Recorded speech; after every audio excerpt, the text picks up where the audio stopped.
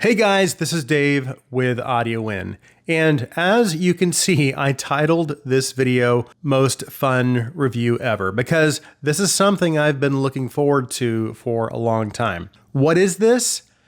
This is the Elysian Acoustic Labs Diva 2023. And I know this set has been out for a while now, and I am a little late to the game, but it's here now, and I am super excited to share my thoughts with you guys. We have a lot to talk about, so let's get started.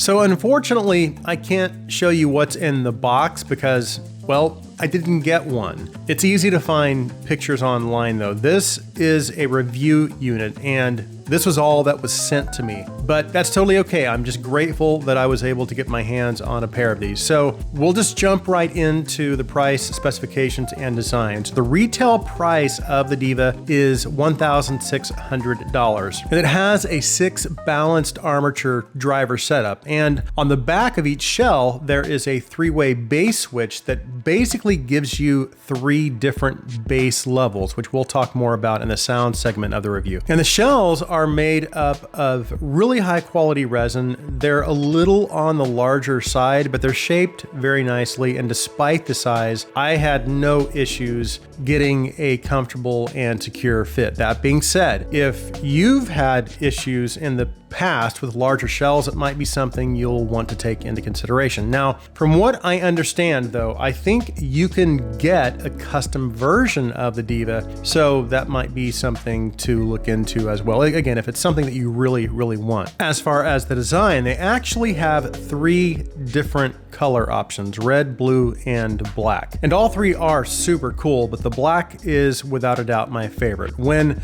the light hits the little hexagon shaped glitter or the flex, it reflects all kinds of beautiful blues and purple sparkles that just make the faceplate look really pretty. Now, as far as the cable, it's super cool because they use the Effect Audio Aries S, and I love Effect Audio cables. However, with this particular IEM, for one reason or another, they opted to use the P-ear or Pentacon connectors. And they're not very common, which means cable rolling is not an option if you don't have any other cables with this type of connector. And I do not, but I have some nice cables that I would have loved to pair with a Diva, so it's kind of a bummer there. Otherwise though, it is still a very nice cable, and it does come with the Termex system, which means you can swap out the terminations with either a 3.5, 2.5, or a 4.4 termination. So that is really cool.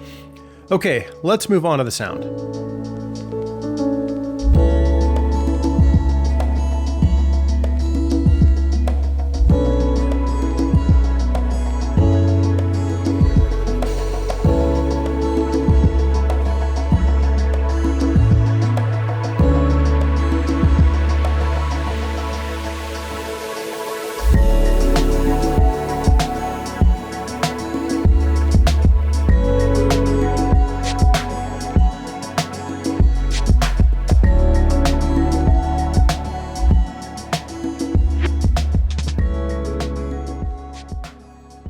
So again, this is the 2023 version of the Diva, and some of the revamps they made are with its internal wiring and its crossover system. And from what I know, according to Elysian Acoustic Labs, their updates have resulted in a smoother presentation when compared to the original. I have not heard the original, so I can't verify that, other than to say it does have a somewhat smoother mid-range presentation in general. Now, as I had mentioned earlier, there are three-way bass switches on the backs of the shells to give you three different bass levels. And right above each switch, there are three colored dots, red, white, and blue. The red switch has the least amount of bass energy. Then the white dot, which is right in the middle, gives you about a 7 dB bass increase. But then, if you really want to kick up the fun factor, the blue dot will give you an additional 2 to 3 dB of bass energy. So the first thing I should tell you is that the only part of the sound signature that changes when you're making these adjustments to the bass dial is the sub bass. It does not boost any of the mid bass frequencies,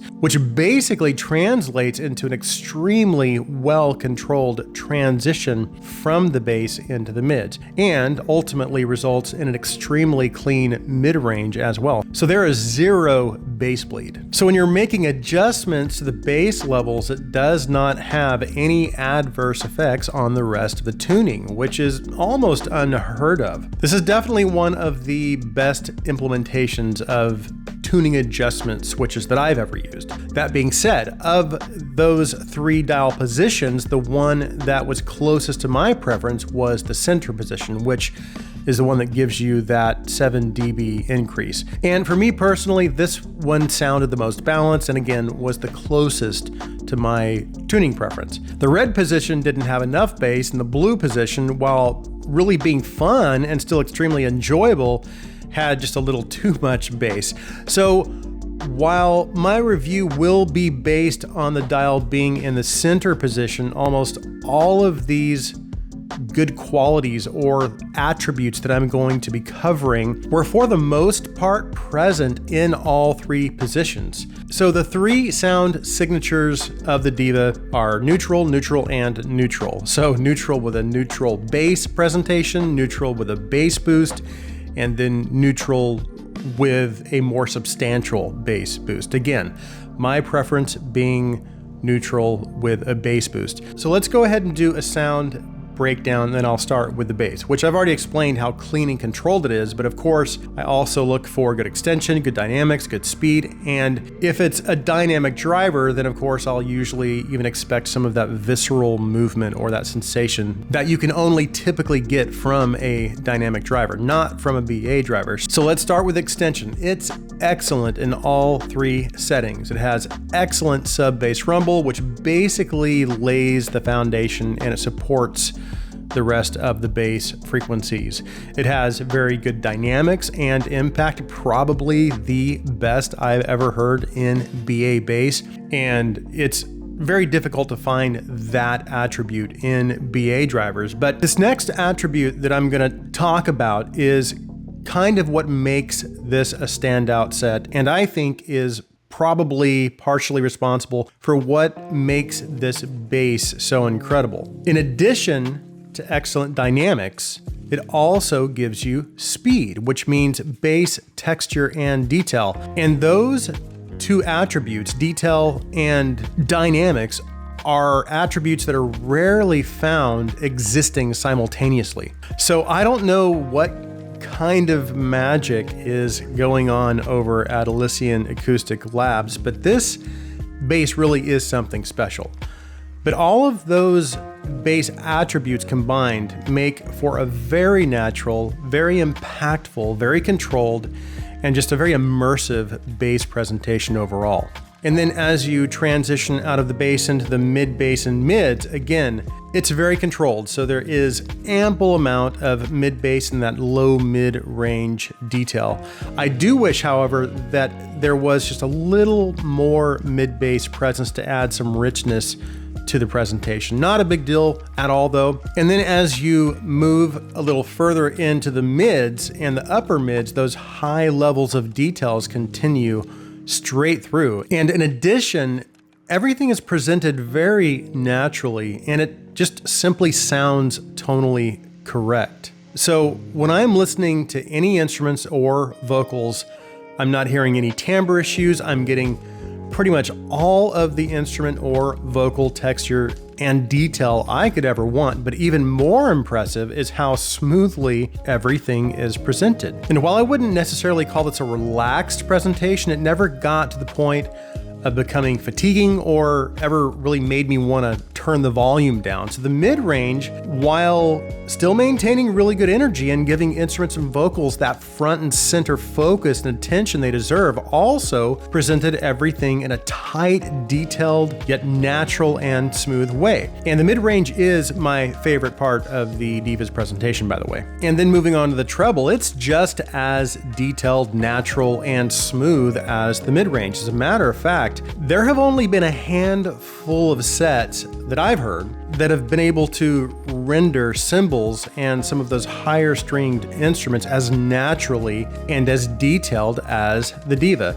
And then of course I also look for good treble extension past 10K, because those are the frequencies that are responsible for air and shimmer that can be present in some recordings, especially some live recordings. And it also helps to reveal micro details and some of those micro nuances. And finally, we have technical performance.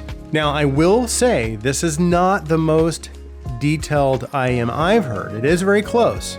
The most detailed IM I've ever heard was at Can Jam 2023, and it was the Anoli VX. And while I don't think it's quite to those levels, it does come very close. However, I can't think of any other IM that I've heard that might be considered an in-game level IM that the Diva doesn't either outright beat or at least challenge. Now, as far as the rest of its technical performance, the soundstage, it's about as wide as any IM I've heard. Forward depth, instrument layering is also really, really good. Imaging is also excellent. It has excellent positional cues. Vocals and instruments have good density, and they're very well anchored within their space. But here's my summary. The Elysian Diva is an absolutely incredible IM, and while I do feel like this could be considered an in-game IM, it's not perfect. No IM is. However, there are very few IMs that I can remember that have given me comparable levels of pure listening enjoyment. And not all of them for the same reasons. The Empire Ears Odin gave me an incredible bass experience, and Anoli VX gave me an overall end-game level experience. The Symphonium Helios almost had the same kind of effect on me as the Diva as far as its bass presentation, because that's also an all-BA set, but actually has dynamic driver bass qualities.